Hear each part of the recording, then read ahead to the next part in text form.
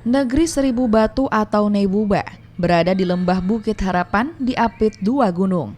Di lokasi ini pengunjung dapat berjalan melewati tangga dari batu alam yang tersusun. Terdapat juga jembatan untuk menikmati pesona alam di atas sungai.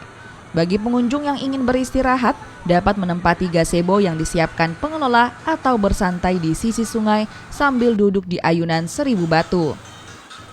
Menikmati panorama alam sambil bermain air di Sungai Pakalolo Bukit Harapan juga tak kalah menarik.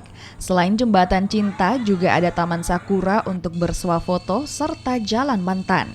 Tak asik rasanya jika liburan di tempat ini tanpa menikmati perjalanan menggunakan motor ATV sambil berkeliling di Bukit Harapan serta Flying Fox untuk menguji adrenalin.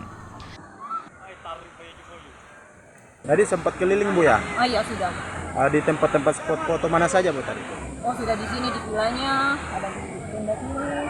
Tadi saya mau naik itu lagi. Tangga-tangga ya? Flying Fox. Flying Fox ya. Ya, nanti mau naik ATV lagi. Bu, coba Flying Fox itu gimana rasanya Bu? Menegangkan. Sangat menegangkan. Di negeri Seribu Batu, pengunjung bebas membawa bekal atau mencoba menu khas lokal seperti ikan lawak, udang rebus, dan ikan bakar yang dijual pengelola. Biaya yang masuk ke sini utamanya untuk tiket masuk sendiri itu per orang Pak, per orang 15.000 per orang. 15.000 per orang. Terus untuk saran dan fasilitasnya itu kami sediakan gazebo 100.000 per tempat untuk wahana gazebonya. Fasilitas gazebonya. Kalau nginepnya?